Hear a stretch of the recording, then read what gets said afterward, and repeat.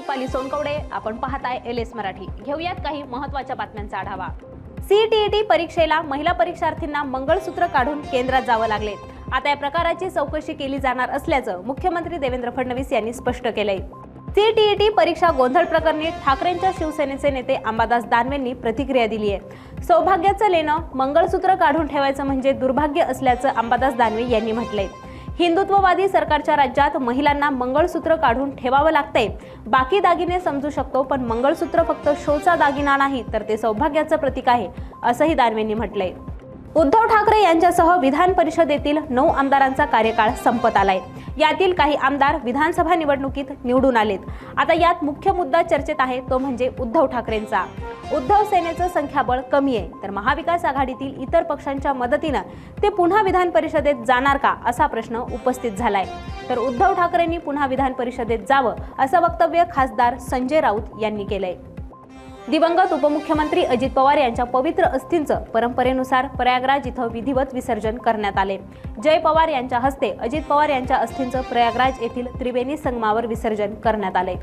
उरुळी कांचन येथील शेतकरी संघटनेचे कार्यकर्ते आणि भाजप उमेदवार आमने-सामने आलेत।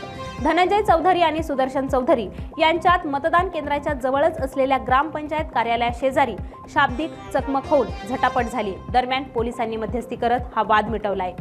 संत गजानन महाराजांच्या प्रकट दिनानिमित्त अमरावतीच्या खार तळेगाव इथं भव्य महाप्रसादाचं आयोजन करण्यात आले। या महाप्रसादाचा लाभ घेण्यासाठी परिसरासह दूरदूरच्या भागातून भाविक भक्तांनी मोठ्या संख्येने हजेरी लावली आहे। गजानन महाराजांच्या जयघोषानं हा संपूर्ण परिसर भक्तिरसात न्हाऊन निघालाय। यवतमाळ जिल्ह्यातील उमरखेडच्या अब्दुल गफूर शाह या नगर परिषद उर्दू शाळेत स्नेहसंमेलनाचं आयोजन करण्यात आलं होतं। स्नेहसंमेलनात पाकिस्तानी देशभक्ती गीतावर गायन आणि सादरीकरण करण्यात आल्याचा प्रकार घडलाय। आता या प्रकरणी भाजप नेते गोपाळ कलाने यांनी उमरखेड पोलिसात तक्रार दाखल केली आहे।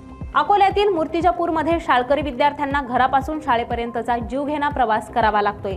बसेसच्या कमतरतेमुळे शाळकरी मुलांना बसेस उपलब्ध होत नाहीयेत। यामुळे ग्रामीण भागातून शहरी भागात जाण्यासाठी विद्यार्थ्यांना खासगी वाहतुकीवर अवलंबून राहावं लागते। तर हे सगळं कायमस्वरूपी कुठेतरी थांबायला हवं, अशी मागणी विद्यार्थी आणि पालकांनी केली आहे। वाशिमच्या मानोऱ्यातील अरुणावती नदीवर बंधारा बांधण्याचा निर्णय हा अनेक वर्षांपूर्वी घेण्यात आला होता।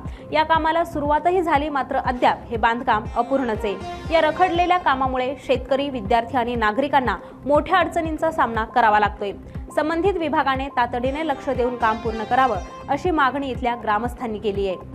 धुळ्यातील नगावच्या हॉटेल परिसरात एका टँकरला अचानक आग लागली आहे। काही क्षणातच टँकरला आगीने वेढा दिल्याने महामार्गावर मोठमोठे आगीचे लोळ उसळलेत। या आगीमुळे काही काळ इथली वाहतूक विस्कळीत झाली असून नागरिकांमध्ये भीती निर्माण झाली होती। तर या होत्या काही महत्त्वाच्या बातम्या। पाहत रहा LS मराठी।